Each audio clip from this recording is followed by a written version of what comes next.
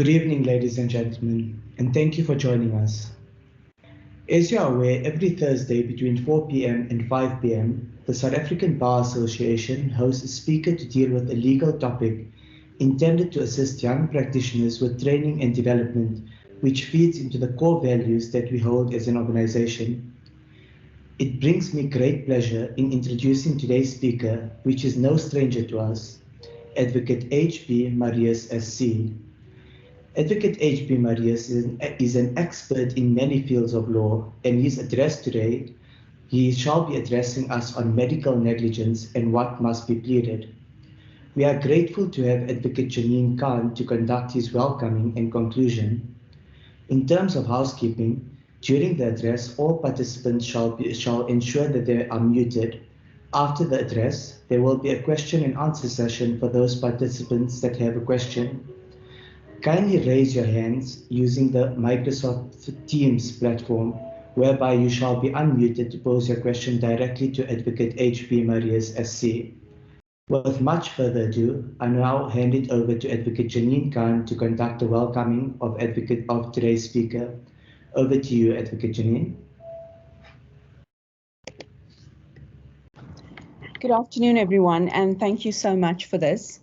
I have been asked to introduce H.B. Marais, an advocate, a colleague, and a friend. It is both an honor and a privilege to do so. H.B. Marais graduated cum laude from the Rand Afrikaans University. He has been practicing as an advocate since 1981 and was conferred silk status on the 26th of November 2009. He is one of the founding members of Innovation Legal.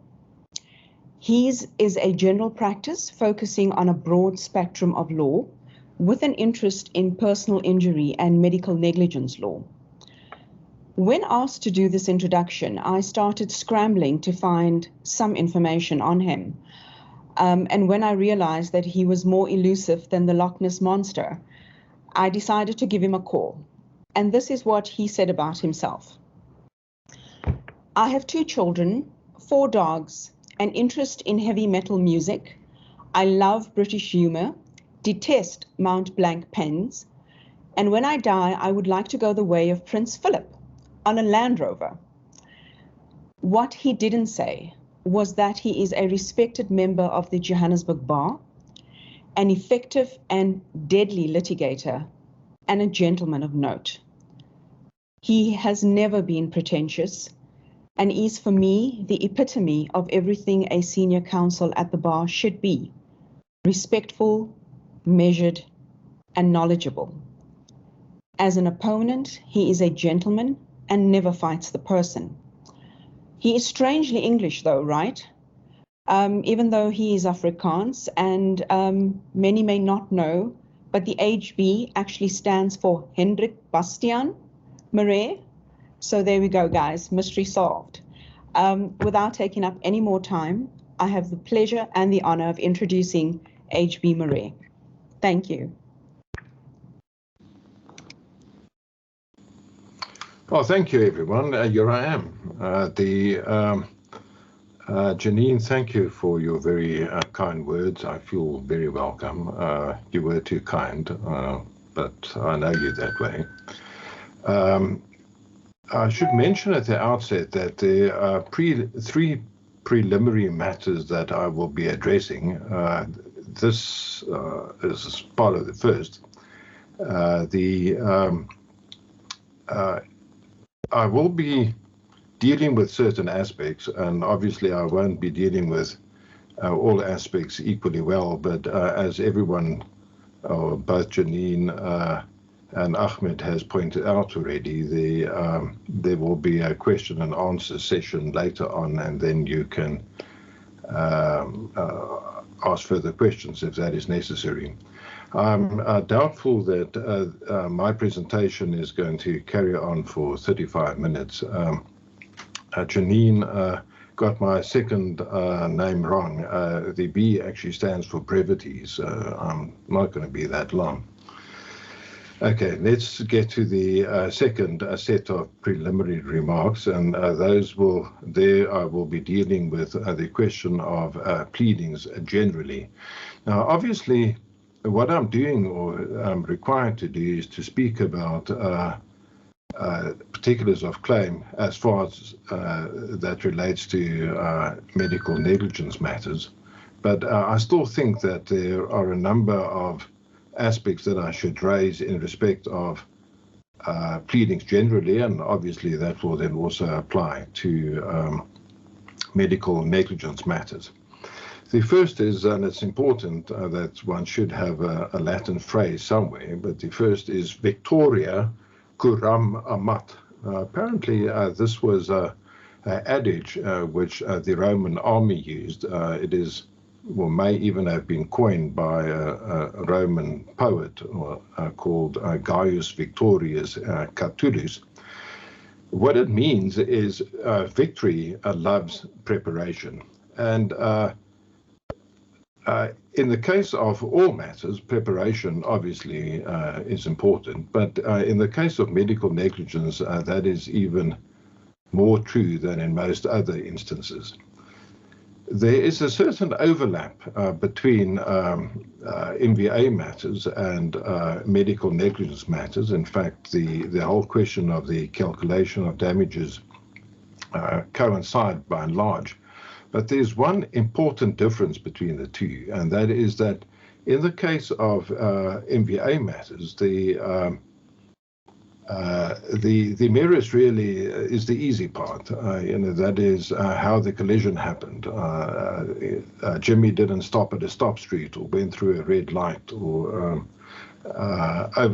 turned right in the face of oncoming traffic. That is normally an easy aspect. Normally also only takes a morning to resolve if evidence needs to be led in that regard, and it's really the cheap part of the claim. The expensive part of a third-party claim is the fight about the quantum. But that is not the case in the case of medical negligence. There, the biggest part of the fight is about the merits, and that is, was the medical practitioner or whoever negligent? That normally or can take 5 or 10 days, and a whole variety of experts may have to testify. It is seriously, seriously expensive. The quantum part actually is the easier part to deal with. Now, what happens often is that a claim is instituted, the parties go through all the pleadings, and then they're faced with a trial date. And what often happens is a month or two before the trial date, there's a big scramble to get experts available to testify, and it then often turns out what the case is really about, and it often then turns out that one or the other party actually does not have a claim. Now, this is something that I would suggest you avoid as far as possible. The important thing, and this is where the preparation comes into it that leads to victory, is that the research and the preparation actually has to be done at the very outset. That is long before particulars of claim is drafted and goes out. Then already you have to determine what the case is about, who was negligent, how were they negligent. You already have to have your experts lined up. You need a proper expert report, maybe even more than one. And ultimately, even at that stage already, you have to know exactly what your case is about and exactly against whom you have to institute these proceedings. I'll deal with aspects of this a bit later again. Now, it is not unusual, for instance, in most instances, I mean, that one would send out a letter of demand before the action is instituted. And if you have a case against the state, that is because the negligence was perpetrated by someone in a state hospital, then you still have to send out a letter in terms of Section 3 of the Act, that is called Legal Proceedings Against Certain Organs of State Act. I normally simply call it the Organs of State Act. Now, that notice actually has to be sent out, I think it's 6 months after the negligence occurred, or after you found out about it. But the important thing, as far as I'm concerned, is that even before that letter goes out, it is necessary that you already know what your case is about. It is when that letter goes out, you need actually to have your experts available. You need to have done your particulars of claim, so you have to know what you're going to say ultimately in your case when your letter of demand goes out, so that your letter of demand and your particulars of claim are completely in sync. That's the first preliminary aspect in respect of pleadings generally, although to a large extent it's probably related to medical negligence in particular. The second is relates to the use of precedents. Now, there are three things to be said about precedents. The first is, don't assume that a precedent is correct. The second is, don't assume that you know better than the precedent. You can see already there's a contradiction there. And the third is, beware. So obviously, we all use precedents, and it is a good thing that we do. But on the other hand, I mean, I haven't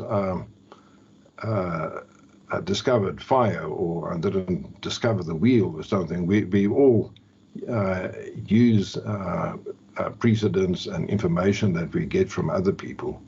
But the important thing about a precedent is that you actually know the topic and that you understand the precedent, and often certain things are said in the precedent that may relate to that specific matter, but not to your matter. So be careful when you use precedents, particularly also when it comes to medical negligence matters. The third preliminary aspect that I would like to mention actually relates to one of my pet peeves, and seeing that I was afforded a platform to be able to speak to people, I'm going to use or abuse this to raise this aspect as well. And that is the question of what your document looks like. Keep in mind that what medical negligence matters is often about the following, and that is, you draw particulars of claim in which you attack a doctor, for instance, for messing up when he or she did a delicate bit of surgery. But if the particulars of claim that you do, if that goes out and it looks like a dog's breakfast, I mean, it's really, you just simply can't be taken seriously. We're in a position at the moment where I suppose because everyone had a laptop when they were at varsity and they started typing their odd document here and there, they now also type their own documents when they're at the bar. Now, there's nothing wrong with typing your own documents as long as it doesn't look like it. The position at the moment is that documents just look awful. They just look absolutely atrocious. I think many counsel should be absolutely ashamed at what the documents that they produce look like.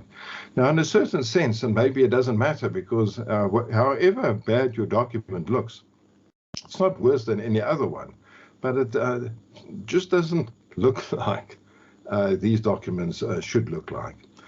For what it is worth, I wrote a little article about this. It's like a 2-page document. It is called Lord Charlie Ariston's Angels, and it is available on LinkedIn. Maybe it can be made available for anyone else who's interested in it. But it's all about the fact that our documents, the pleadings that we produce, no longer look sufficiently professional. Okay, the fourth point relates to the standing or the approach that many people have towards drafting. Drafting often is seen as just a necessary evil, something that we have to do. But it's actually a very important part of practice. It's an important part of particulars of claim that you send out in medical negligence matters. And it is, ultimately, drafting is the prince, actually, of all activities. I don't say that I draft better than anyone else, but nonetheless, drafting is my second best skill. And I think it is important that people take an interest in drafting and try and draft as best possibly they can. Okay, now we come to the preliminary remarks in respect of medical negligence. And here I mention a few things. Most of this must be quite obvious, and most of this you may know already. But the first is that medical negligence claims, by and large, fall into two categories. The first is where the defendant is a public defendant, and the second is where they're a private defendant. Now, the public defendants, those are the defendants where the state is being sued. So it was a state hospital where the event or the occurrence occurred, and your defendant is the state. We'll get back to that. The second is where the person who was negligent was in private practice, and the defendant is therefore a private defendant. Now, in respect of public defendants, let's just have a look quickly at how that works. And that is all the state's medical facilities fall within or under the jurisdiction of the provinces. So if you have a defendant, you're not suing the national government, but a provisional government. It's also an important feature in the sense that all the servants, all the employees at a government hospital work for the state. So the doctors work for the state, and the nursing staff, everyone works for the state. So there's no distinction between doctors and nurses really as far as who was negligent and how that affects liability. The next aspect is that the head of the provincial medical departments is the member of the Executive Council for the Department of Health of each province. So we'll get to that again. If you sue someone where the state was negligent, you would sue the relevant MEC of the particular department, of the particular province. Right. Let's just deal then briefly with private defendants. The maybe important part here is that doctors are not employed by hospitals. So a doctor may practice from a hospital, and he may have his or her rooms there, but they're not employees of the hospital. They are also mostly individual practitioners, much like advocates. But certain doctors do form partnerships, or they practice in incorporated firms, much like attorneys do. They are often the pathologists and the radiologists who actually have very large firms of pathologists and radiologists. Now, the nursing staff of a hospital are normally employed by the hospitals. So, particularly when it comes to private defendants, it's important to know who did what, who should have done what, who made did the wrong thing, and ultimately who's liable. And is it the doctor? Is it the surgeon? Is it the anaesthetist? Is it the theatre nurse? Who was negligent? And that will ultimately give one insight in respect of who should be sued. Now, that brings me back to the whole question of preparation, and that is why it is so important that at the beginning, that is before the particulars of claim even is issued, that it's already determined who the person or the entity is that is liable. Now, what is sometimes done is just to have a type of shotgun approach, and that is just join everyone. Then at least you can be sure that you have the right defendant before the court.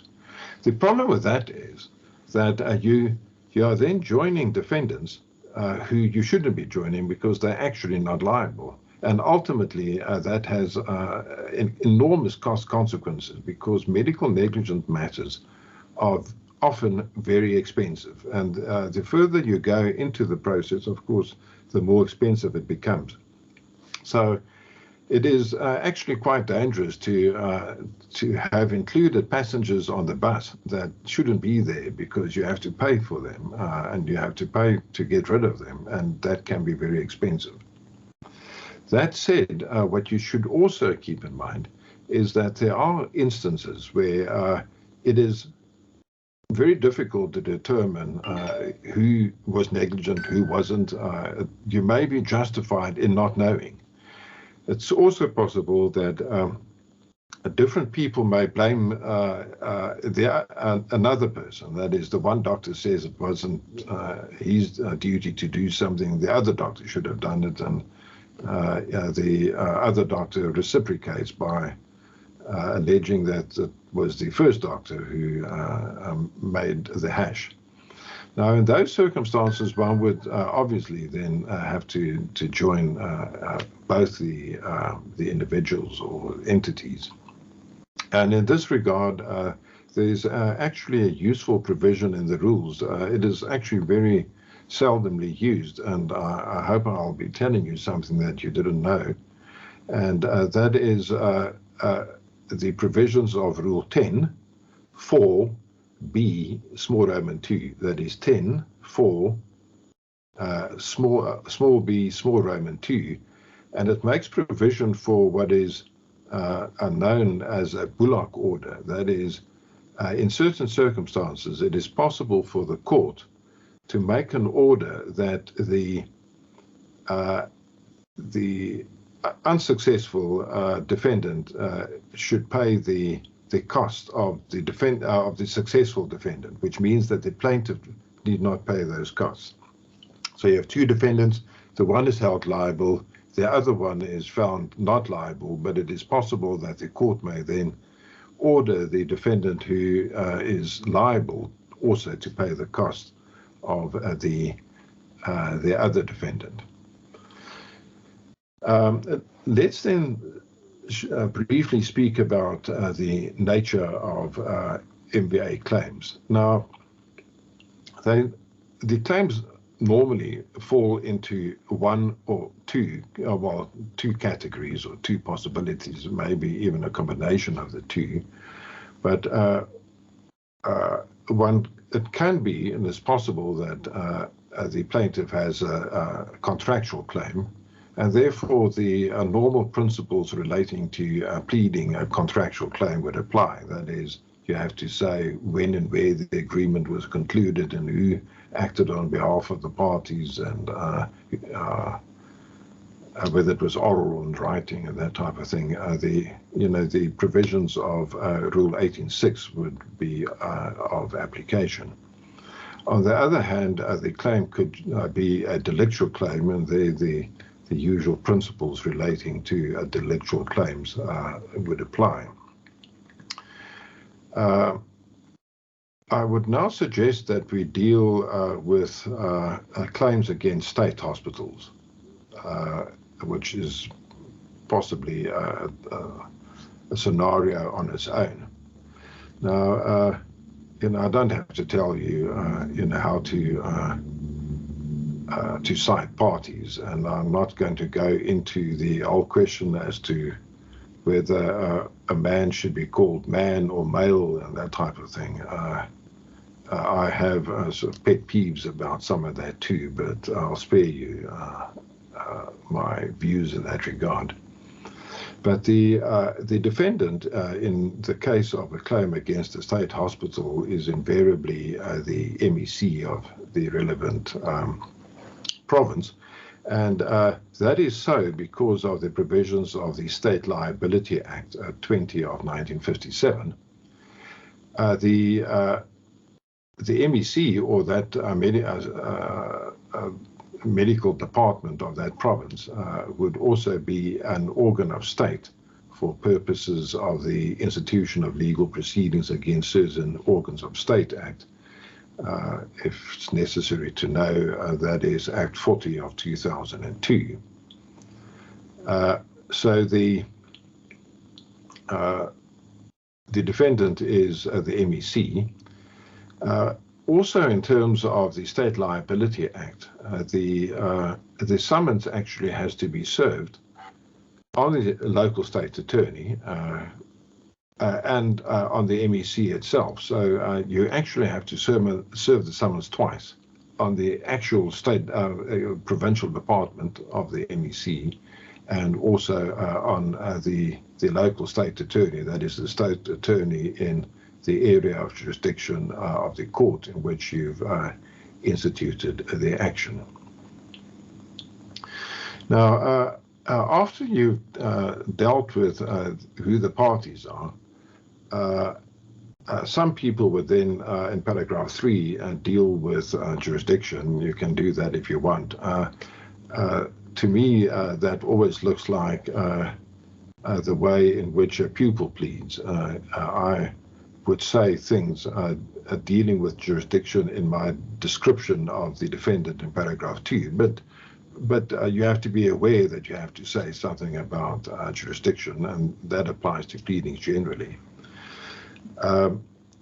It would then often make sense to describe or to give a reason why our plaintiff required medical treatment. How did it come about that he's or she is being treated by the doctor? Why does the patient get to end up in hospital? The patient may have had previous surgery, or something, may have had a stroke, or may have something happened to the plaintiff, which meant that the plaintiff ended up in the clutches of the state hospital. Once you've described that, and that is difficult for me to deal with that in this presentation. Obviously the facts differ, and you would know what that is from your consultation and also from your expert reports. But once we then say that the plaintiff had this problem, we then get to the plaintiff goes to hospital and something happens there. The patient would be consult with someone. There may be some diagnosis of some sort. You'll say what that is, and there may even then be a recommendation as to what should be done. You'll describe that as well, and that is it's recommended that the plaintiff undergoes a laparoscopy, and then you say that is what had to be done. Now, useful at this point maybe, and some people do it earlier already, is that you would then say that this hospital in which all of this has now happened falls under the authority and control of the defendant, that is the MEC. And you may also then want to say, because it's, as you'll see, is essentially a delictual claim, that the persons who were employed at the hospital were servants of the MEC and acted within the course and scope of their employment, so that we can establish vicarious liability. As I said, it's a delictual claim. And the reason, or maybe I should put it this way, because it's a delictual claim, you need to have a legal duty. There has to be a legal duty why these people who are treating the plaintiff, why they were required not to be negligent, and why they were required, and why the MEC is liable in circumstances where they were.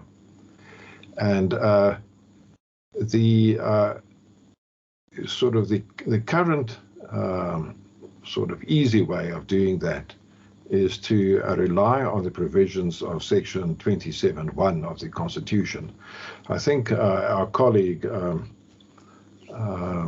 Pierre de Waal is the guy who introduced this approach first. But it does make it a lot easier. Section 27(1) of the Constitution says that everyone is entitled to proper medical treatment and also to proper emergency treatment. And once you've alleged that, a legal duty existed while the servants at this hospital, or medical staff, why they were required to act with due care. Then maybe very much the same way as one would have in the case of a motor collision, you then have to say, or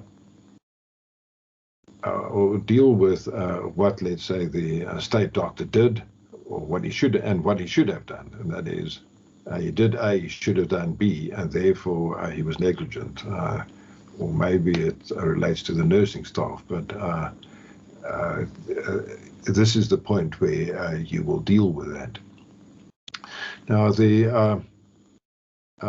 once you've done that, you then deal with the sequelae of what then had happened to the plaintiff after the negligent act had been perpetrated. If at this point the plaintiff had to undergo amputation, let's say, of his leg, then you would deal with those sequelae and with the damages which follow as a result thereof. I think I'll come back to this aspect a bit later. It is similar in all the different instances, and also in the case of other forms of claims. Let's then deal with the next set of defendants, and that is when it comes to claims against private doctors. Now, in this instance, we don't have Section 27 to rely on, because a private doctor is not required in terms of the Constitution to provide good medical care. And here the claim would be either a delictual claim, a contractual claim, or maybe both. Now, if you have a look at the precedents of pleadings, AMLA, you would see that there is actually no reference to a delictual claim in respect of private doctors there at all. And this may be a contentious aspect, but I'm going to deal with it briefly, although I'm not being as brief as I thought I might have been. But there is the whole dilemma or quandary arising from the judgment of in Lillycrap. It's it's maybe not quite coincidental that the name is lily crab, but it is a very difficult judgment to understand. I'm not sure that I understand it yet, and it may even be possible that we don't have to discuss this at all, but I'm going to deal with it very briefly nonetheless. If you need to know, the reference to the case is 1985, 1 SA 475, Appellate Division. So the reference is 1985, 1 SA 475. Now maybe there, to distill it in some way, there are really two things that are important deriving from that judgment. And the first is that you cannot have a delictual claim against a defendant where it is necessary for purposes of establishing the legal duty, you have to rely on a contract. So if your defendant is not liable to you in delict, unless he entered into an agreement with the plaintiff, then your claim is a contractual claim, pure and simple, and you can't then also have a delictual claim. That makes quite a bit of sense, but the second principle is that where the plaintiff has entered into a contract with the defendant is entitled to accept that the defendant's liability is determined by that contract, and that he's not going to court out being liable in respect of some other delictual aspect, which is something beyond his contract. And generally, that also makes sense. You know, when you go for a ride at the water, on the water slide, and there is you considered to have entered into an agreement that the operators and the owners of the water slide will not be liable for their negligence, you can't then sue the defendant in delict on the basis that you still have a delictual claim. The problem then is when it comes to, well, maybe before we come to the problem, the dealing with the first of these two aspects, namely whether you need a contract to establish a legal duty. Now, in the case of suing a doctor, you don't, because the doctor is liable to you simply because he treats you, whether you had a contract or not. And authority for that is Van Beek versus Lewis, 1924 AD 438. So if you are found next to the road and you can't speak and you're unconscious and you're brought to a hospital, the surgeon does something and amputates your leg or whatever, then there's a doctor-patient relationship between you and the doctor, and in those circumstances, the doctor would be liable if the doctor was negligent, and there's no contract. So you don't necessarily need a contract to establish a legal duty in the case, as far as I'm concerned, of a doctor. The problem maybe is in respect of the second leg, and that is, if you have a contract, which mostly patients have, they have a contract with their doctor that the doctor would perform the surgery and the patient will pay him for that. So you virtually invariably would have a contract. The question then is, can the plaintiff only sue the doctor contractually? And there may even be people who think that is the case, and I've seen the odd operator dictum which seem to imply that. But the dilemma actually that arises in these circumstances is the following, and that is, there are quite a few judgments. The first is Administrator Natal versus Edouard. The Edouard is spelled unusually, it is E-D-O-U-A-R-D. Edward, that is, the citation is 1993 SA 581 Appellate Division, where the court held that if you have a contractual claim, you can't claim general damages. So you can only claim general damages if you have a delictual claim. So the difficulty then would be that if you can only sue a doctor contractually, what about your delictual claim? Now, my interpretation of the case law, and also a sort of a one-line snippet in the judgment of Janssen van Vieren versus Kruger, that is 1993, 4 SA 842. It's also a judgment of the Appellate Division, and particularly on 849 A2C. Did I say that the page number where the case starts is 842? That there is no reason why you can't sue a doctor delictually. And what I actually normally do is I use both, and I don't even do it in the alternative. I say that you had a contractual liability and you had a legal duty, and you breach both of those, and therefore you are liable. Now, in all the matters that I've done, it's never happened that the defendant has said that I can't do that because of the Lillicramp judgment. So I'll leave it to you as to how you want to approach that.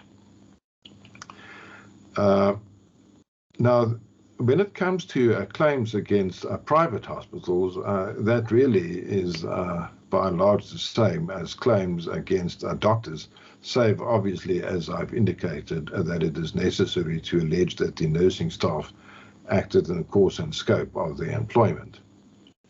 I'm going to deal very briefly with the question of damages and the sequelae. Maybe it's not necessary to say that much about it. The first thing is that, in my view, you should never, ever do this by simply annexing a report. It's horrible, it's wrong, it says more than it should. It is not proper pleading, it is lazy. Don't do it. It is necessary for you to make proper and detailed allegations relating to sequelae and damages. And it is necessary to deal with it probably under at least the following headings. The one is past treatment. The next is future treatment. And in this regard, keep in mind that in the case of medical negligence, there is no undertaking for the payment of future medical expenses as you would have in the Mba claims. The next topic is probably past pain and suffering, the next future pain and suffering, and then past and future loss of immunities, past and future disability, and past and future disfigurement. That roundabout would constitute the things that you are required to say. I think I may have forgotten, although I dealt with it earlier, is that when you sue the MEC, you also have to allege that you complied with Section 3 of the Organs of State Act. Now, that by and large brings me to the end of my presentation. I'm now going to say something that I actually wanted to say in the beginning, and that is to say that I'm really very grateful that I was given the opportunity of making this presentation. I want to thank Bart Ford and his crowd for inviting me, and I also want to express my appreciation for the fact that these presentations are done on a weekly basis. I think it will help many people enormously, even if whether or not you found any benefit from from my presentation. But I then also simply have to add the following, and that is that obviously when I was a ranked junior, more senior people also assisted me, and the one person in particular who helped me a lot was a chap called Avi Mizrach. He assisted many juniors enormously. And I said to myself at that time, I may never, ever forget this. And when I get more senior, it is of utmost importance that I repay what he's done for me. And I would urge you all, when you are a lot more senior or you have the opportunity to do so, to also assist other people the way that you have been assisted on your way to become more proficient and more senior. Janine, thanks. It's over to you. I'm finished. Although maybe it's not Janine, it's do I have to face questions now? Yes. Thank you so much, HB. HB, indeed, it's an honor to have you. There's a question from Maud Letzler. Maud, you can simply unmute your mic in. You can simply unmute your. There you go. You can simply unmute your mic. Thanks, Ahmed. Okay, HB, are you ready? Yeah, don't ask me anything about lily crab. No, I think I want to start by firstly saying a welcome. I see JP Ellis is on here.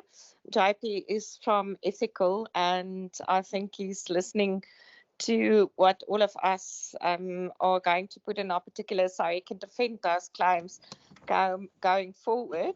But then secondly, to completely agree with you, HB, when you say that we need to pass on information and knowledge, because paying it forward, I think, is the most important thing.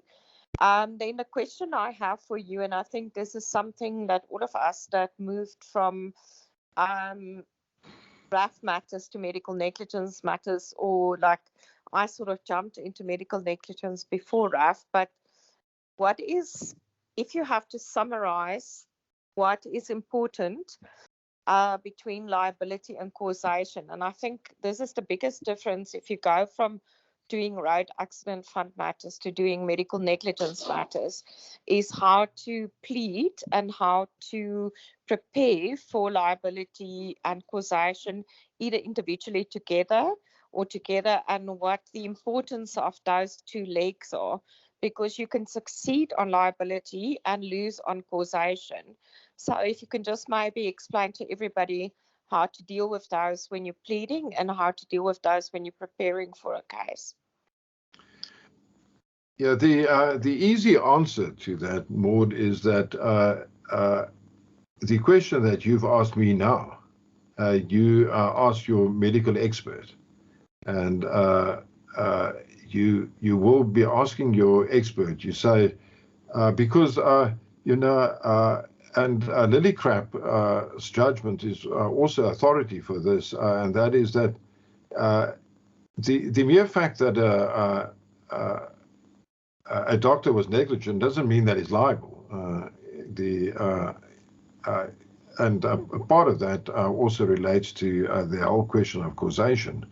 But what you are going to obviously have to say in your particulars of claim is, this is what you did, and whatever you did or you didn't do resulted in something else happening. So that compromised the blood flow or whatever, and therefore the plaintiff needed an amputation.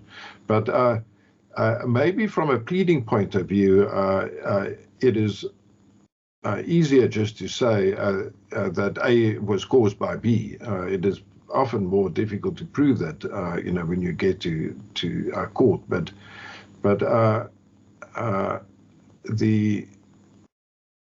it is a difficult aspect, but the easy answer is your expert would have to get you there.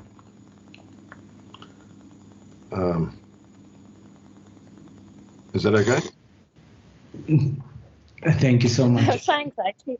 I think it ties in with what you said earlier on, is that the difference between RAF matters and medical negligence matters is that you have to have an expert report before you start, because you can't plead liability and causation if you don't first have the input of an expert.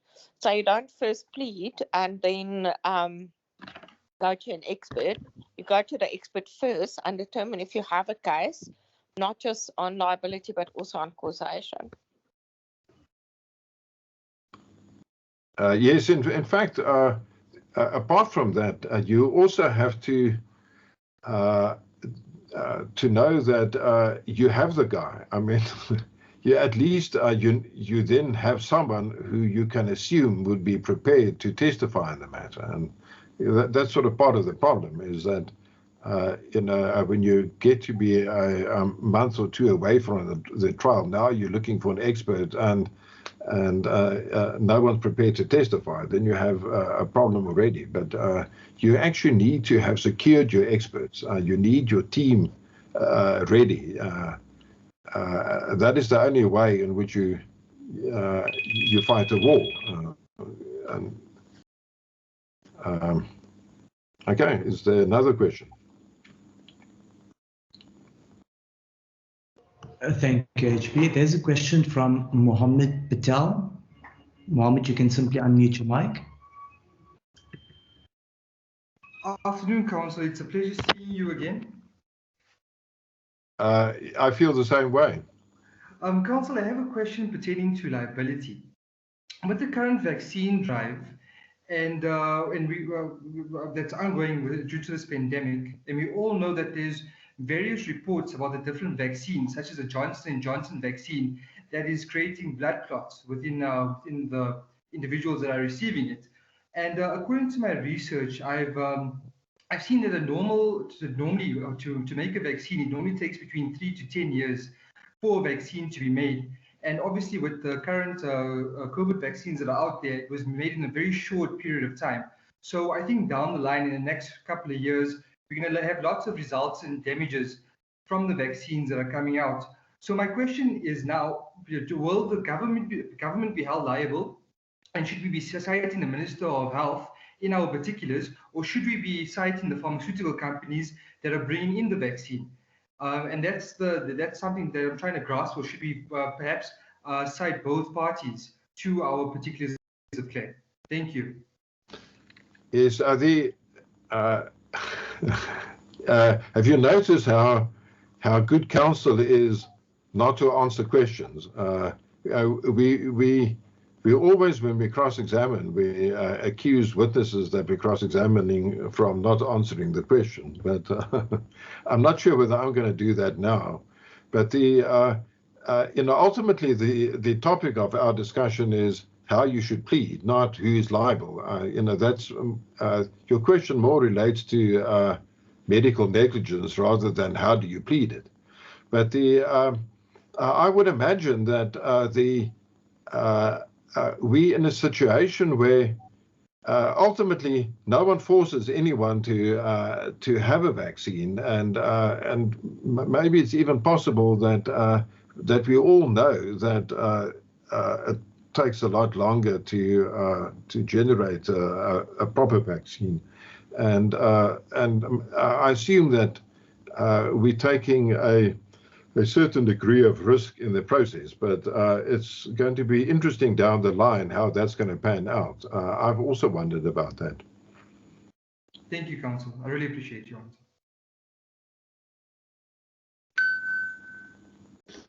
Thanks, HB. There's a question from Taylor. Tyler, you can simply unmute your mic. Yes, hi. I don't know if you can hear me, please. Okay. It's a pleasure to put a face to the name, Council, but I wanted to ask, you said that by pleading in the sequelae,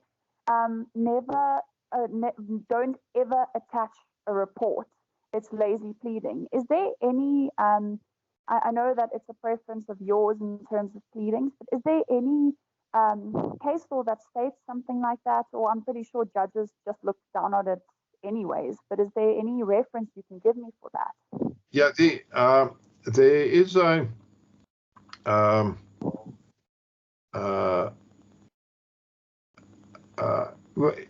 well, the approach is that it is not a proper way of pleading, but you will find that there's authority. I know that Goody Gordon gave a judgment sort of a bit on this topic many years ago, but I don't know the case's name off by heart.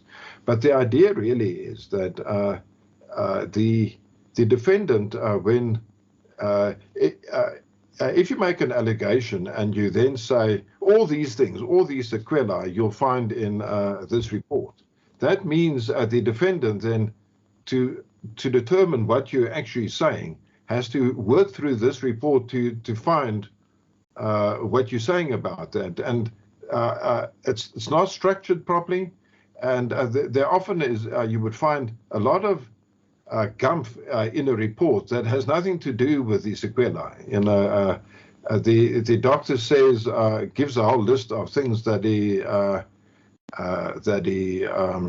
documents that he received and interviews which he had, and so the report would often deal with aspects that are just simply not relevant. And the suggestion is that a defendant, you can't leave it to the defendant to go and find what you actually should be alleging in the first place.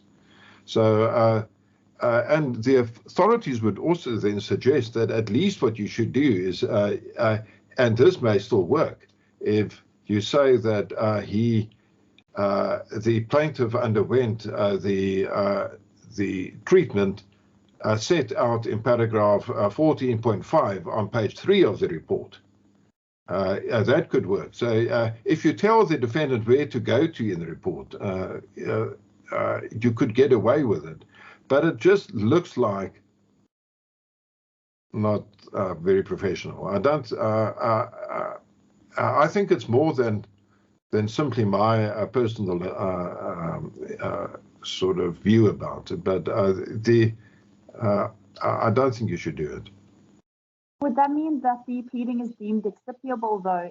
Because I mean, if you can't be expected to plead to every averment made in the report, so surely that the defendant would be able to accept it. Yes, it could be vague and embarrassing. Just by the way, Janine mentioned that I'm Afrikaans. For those of you who are Afrikaans, did you also have the problem when you were at varsity and you read about vague and embarrassing? I never understood why it's embarrassing. I mean, it's not like you're caught with your pants down or something. But yes, I think the embarrassing thing is that you're embarrassed because you don't know what to plead to. You know, that gives you that feeling of discomfort. Thank you so much. I appreciate the answer. Okay, not at all. Thanks, HB. There's a question from Lossie. Lossie?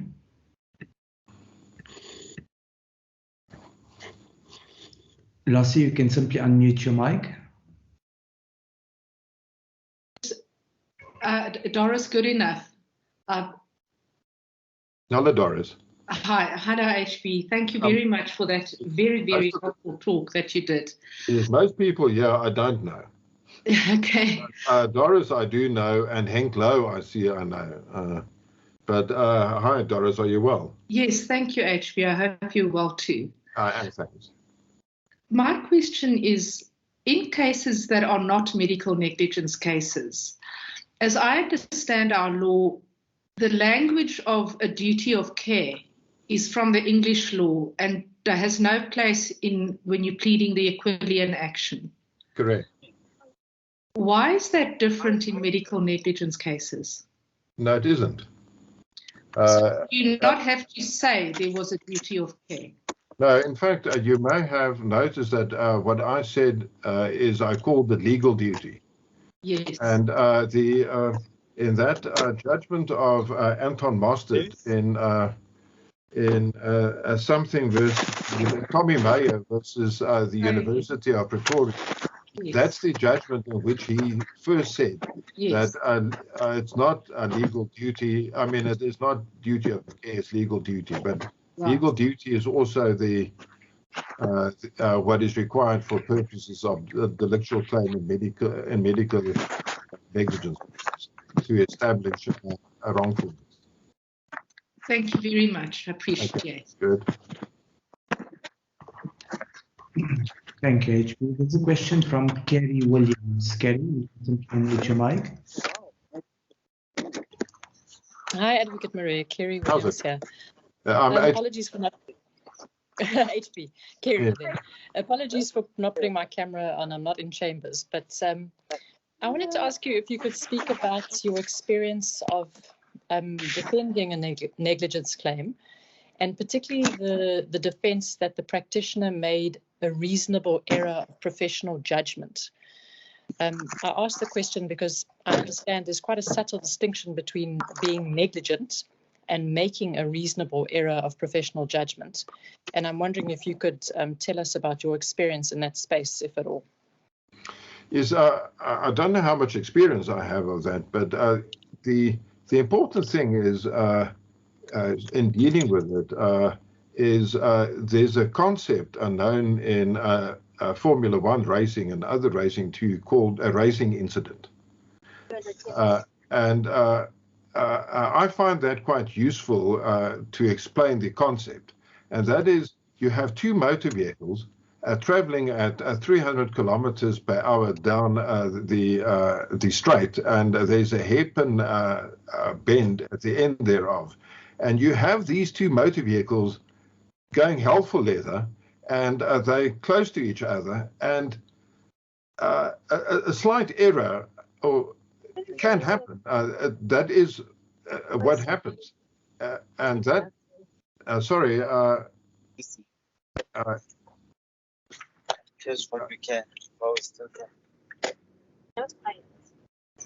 Am I speaking to myself or? No, we can hear you.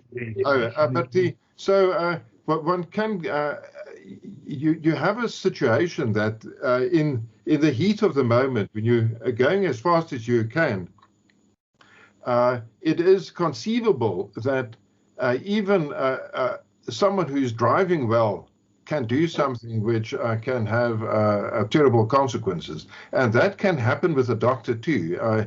You're on the horns of a dilemma. You have to make a decision, and it is possible that in deciding whether to do A or B, doctor can choose the less than perfect option in the circumstances, but that would not, that is, to put it differently, an error which a reasonable doctor could have made.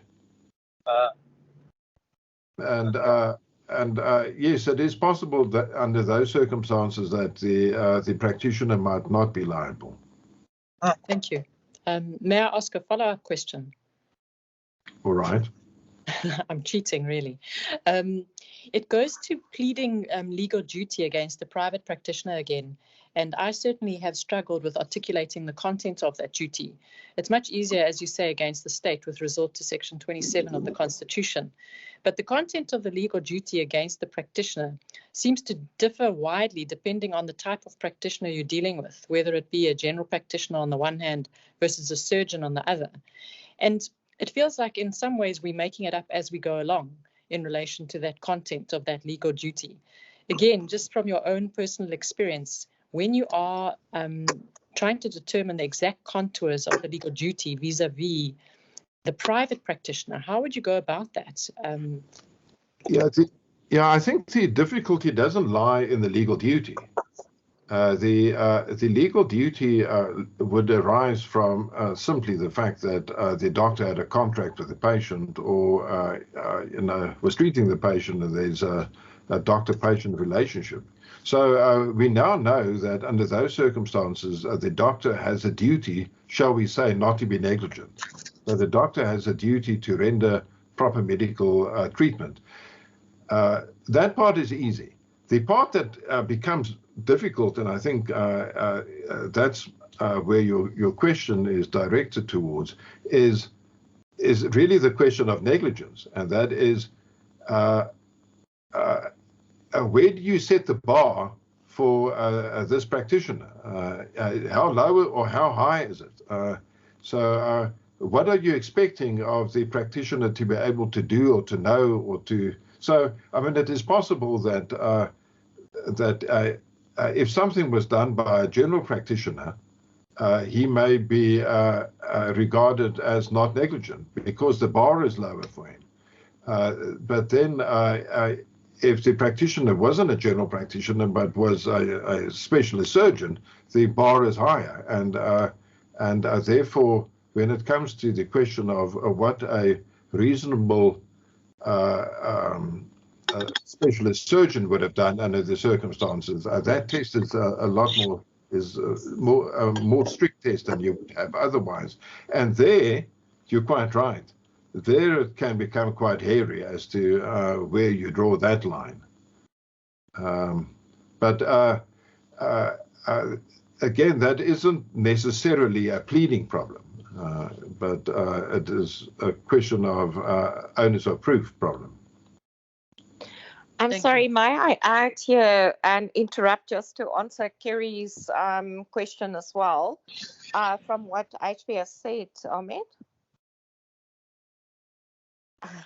That's fine, Maud, that's fine. Okay, Kerry, firstly, the Health Professions Council's Code of Good Conduct, and as it goes to the ability of practitioners to perform in a particular way, doesn't specify that for instance, obstetrician is the only person that's allowed to do obstetrics. So if you plead for, say for instance, you have a GP that performed a cesarean section in the sticks, and he's the only doctor that was available, and he's done many of those, then he's not going to be held liable for the fact that he was negligent simply because he was a GP. He can still prove that he had the necessary skills and qualifications to do it. In other words, the Health Professions Council does not preclude any doctor, even if he is a GP, from performing the duties of a surgeon. And that is what I said earlier on, that is so important, that when you plead the legal duty that you should already have. Sorry, Sibu Siso, I think it's your mic that's making so much noise because it keeps on flaring up. And I can, yes, thank you. So basically, when you plead the legal duty, you plead it as if a doctor with that specific skill and knowledge would not have done similar to what this doctor has done. And then you're looking at adverse outcome, you're looking at complications, and you're looking at negligence. And only the last one really gives you a claim for damages. So you will plead it according to what your expert has said.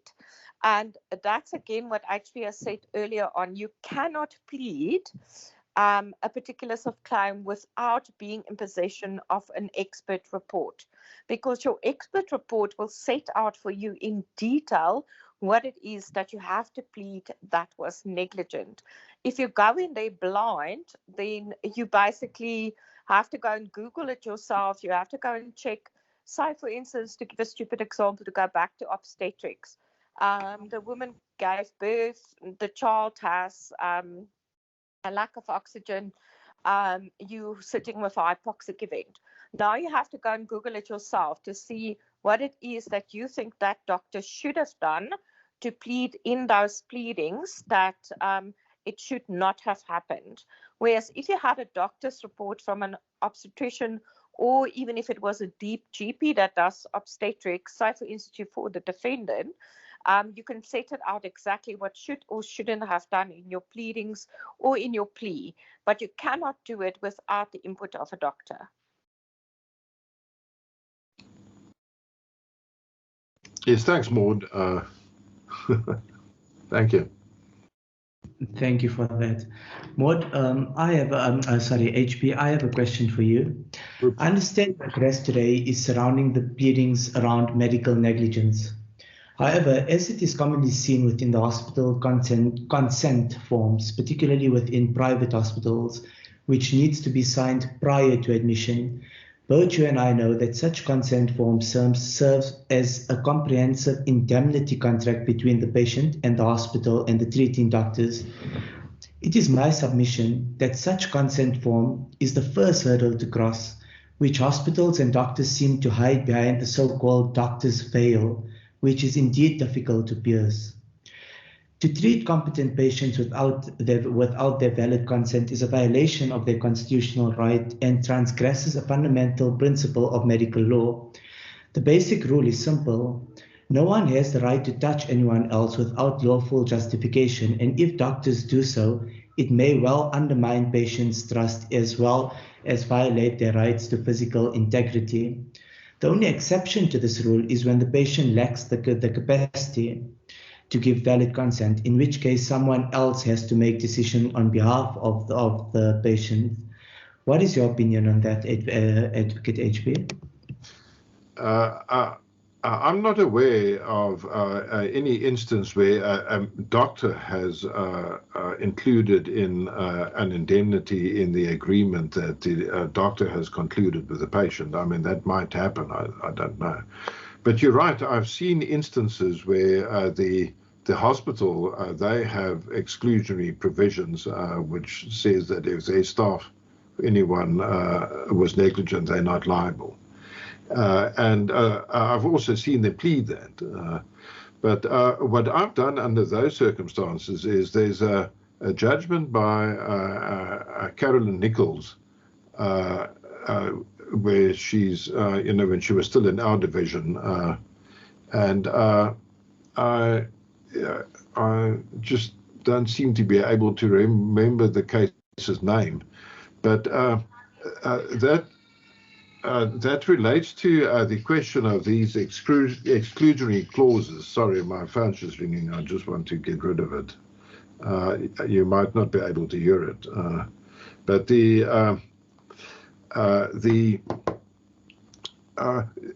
just sort of briefly dealing with the facts of the case.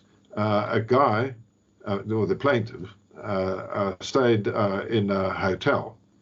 And he was a guest in the hotel, and he, I think one morning he went out to the back of the hotel where his car was parked in the hotel's parking area, and he wanted to leave, but he couldn't leave because the gate of the parking area was closed.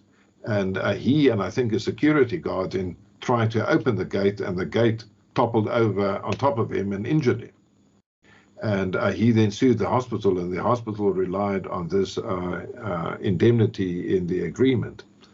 What the court found is that, in the first place, that there are instances where you don't expect, and you're entitled to expect, that you won't be hurt. I mean, you're not thinking that if you go to a four-star hotel that you're going to be injured. When you go to Sandton City and you walk along the corridors, you don't expect that you're going to, to trip and fall or something. There are certain instances where you're entitled to feel safe.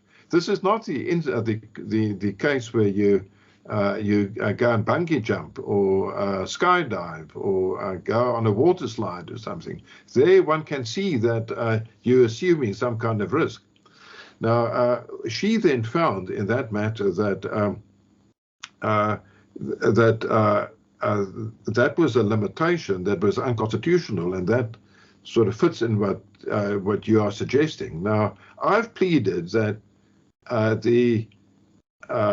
when you undergo surgery or you go into a hospital for treatment, you're entitled to expect that no one's going to be negligent. You're entitled to expect that if something happens to you, it's because of your condition, not because someone else messes anything up. And that those type of exclusionary provisions in the hospital agreement, that's also unconstitutional and should be regarded as pro non scripto. Now, I've replicated that on a few occasions. I've never actually gotten, none of those matters has ever gone to court so that it was necessary to argue. So I can't tell you what the outcome would be, but I think that is the law, and I don't think those provisions are enforceable. Thank you so much, HB. Over to you, Janine, for the conclusion. Thank you very much, Ahmed. Just want to say thank you, HB, for the very insightful talk and for sharing your time and knowledge with all of us. I especially enjoyed the practical tips and the pet peeves to avoid. And I'm sure that everyone here will leave the session with a better understanding of the law in the area and how it should be pleaded. Thank you also to the South African Bar Association for the opportunity to be a part of this initiative. Good evening, all. Thank you. The only thing that remains for us is to thank Advocate Janine Khan for revealing the mystery behind what HP stands for. Appreciation to HP Marais SC for his profound address, Advocate Janine Khan for a pleasant welcome and conclusion, and to all those that have participated virtually. These sessions are recorded, and the recordings can be found upon the South African Bar Association website, that being www.rsabar.net. Once again, thank you, and it is always a pleasure. I thank you.